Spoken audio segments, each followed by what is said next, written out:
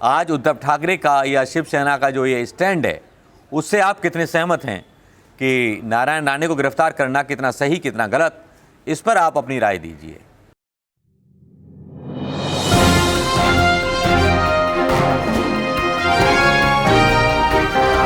दोस्तों नमस्कार, मैं मनोज कुमार शर्मा एक बार फिर आज़ाद हिंद आवाज़ न्यूज़ के लिए। दोस्तों आपको तो पता होगा कि शिवसेना एकमात्र ऐसी पार्टी है जो क्विक एक्शन लेती है। चाहे कंगना राणावत का गरुड़ तोड़ना हो या अर्णब गोस्वामी का गरुड़ तोड़ना हो, जो अपने आप को कानून से ऊपर समझते हों और सरकार का खैर ख्वाह और केंद्रीय सरकार की तो मतलब जैसे उन पर कृपा बरस रही हो। लेकिन शिवसेना सरकार ने और उद्धव ठाकरे सरकार ने जिस तरह से इनकी उतारी है ना, वाकई में पूरे हिंदुस्तान को दिखा दिया कि कानून का डंडा जब चलता है तो वो किसी की परवाह नहीं करता। जी हाँ, ये वही शिवसेना है, ये वही उद्धव ठाकरे हैं, ये वही संजय राउत हैं जिनके बयान गाहे बेगाहे भारतीय जनता पार्टी को परेशान कर देते हैं। लेकिन अब एक ऐसा मामला हो गया जिसने वाकई भारतीय जनता पार्टी के माथे पर बल डाल दिए। भारतीय जनता पार्टी के नेता तिल मिलाकर के ताता थैया करने लगे, क्योंकि केंद्रीय मंत्री नारायण राणे ने एक ऐसी टिप्पणी उद्धव ठाकरे के खिलाफ कर दी जो नहीं करनी चाहिए थी। लेकिन केंद्रीय मंत्री नारायण राणे ठहरे नारायण राणे, उनके लिए पद या कोई सिद्धांत मायने नहीं रखता, सत्ता मायने रखती है। जब नारायण राणे भारतीय जनता पार्टी में नहीं थे तो सबसे बड़े भ्रष्टाचार CBI-CID के जो थे आरोप उन पर लग रहे थे। अब चूंकि भारतीय जनता पार्टी में आ गए तो गंगा में नहा करके सब कुछ पवित्र हो जाता है, सारे भ्रष्टाचार धुल जाते हैं। अब यहाँ ताज़ा मामला ये हुआ कि यूनियन मिनिस्टर, यानी कि यूनियन मिनिस्टर कौन?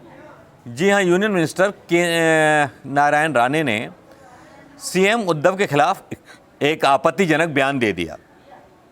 उन्होंने कहा कि उन्होंने कहा कि उद्धव ठाकरे को मैंने थप्पड़ मार दिया होता, और जब ये बात कही तो उसके विरुद्ध FIR दर्ज हुई।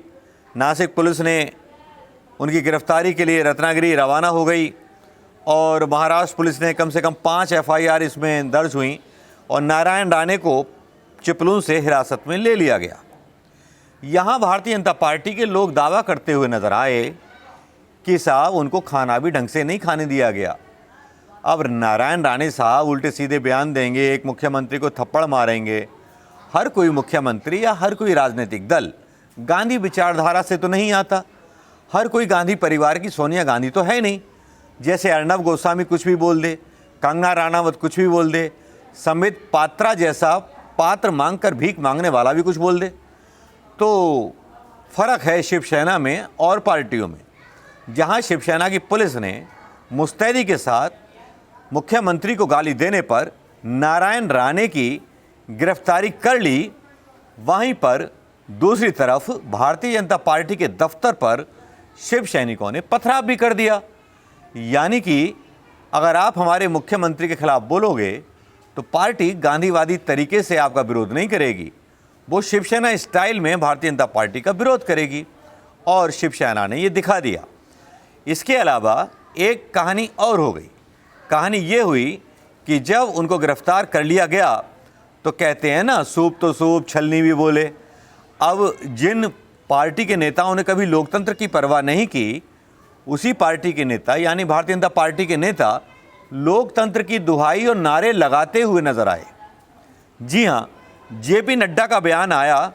उन्होंने कहा कि ना हम डरेंगे ना हम दबाएंगे, लोकतांत्रिक ढंग से लड़ते रहेंगे।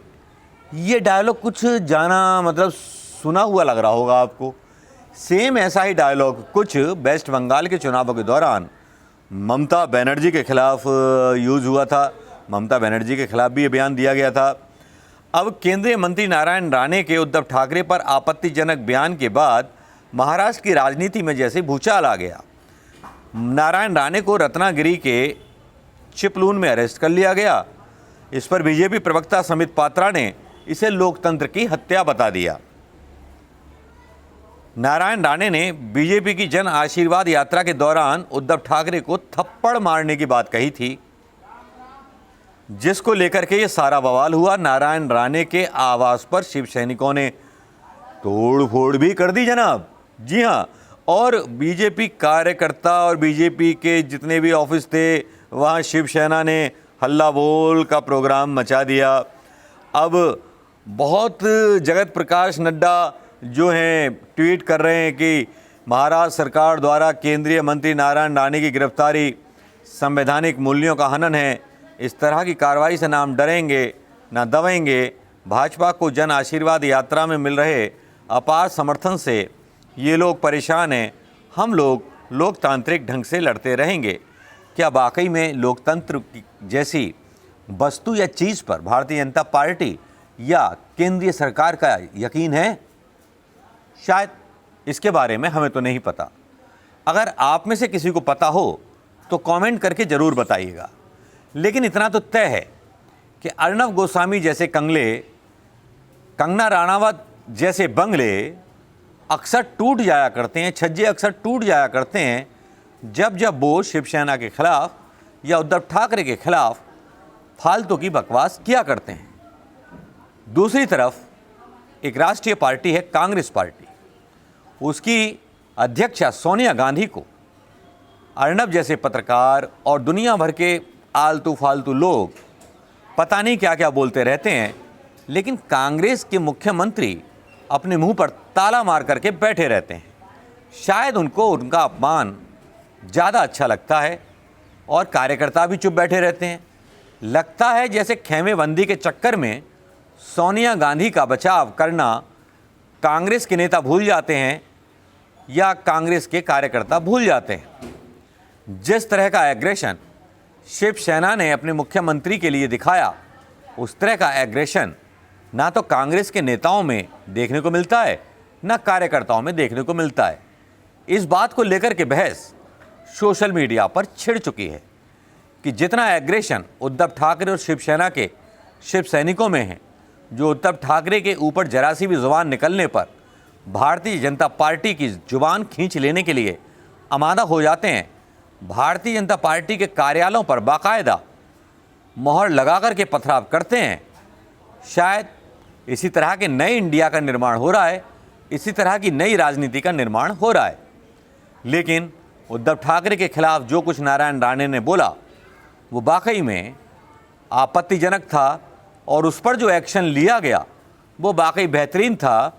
और उस पर जिस तरह से भारतीय जनता पार्टी के नेता सांप की तरह बिलबिलाने लगे वो वाकई में देखने के लायक था कि काश आप देखिए उन लोगों को जो लोकतंत्र की दुहाई दे करके बेगुनाह लोगों को जेलों में डाले हुए हैं, आज जब उन पर आती है तो वो फड़फड़ा उठते हैं इस तरह से जैसे खौलता हुआ गर्म पानी उन पर फेंक दिया गया हो और जो बिना कैंचुली के हों। लेकिन आज उद्धव ठाकरे का या शिवसेना का जो ये स्टैंड है उससे आप कितने सहमत हैं कि नारायण राणे को गिरफ्तार करना कितना सही कितना गलत, इस पर आप अपनी राय दीजिए। और कांग्रेस को भी इस तरह के स्टैंड लेने चाहिए कि नहीं लेने चाहिए, इस पर भी आप अपनी बात कहिए। नमस्कार, जय हिंद दोस्तों।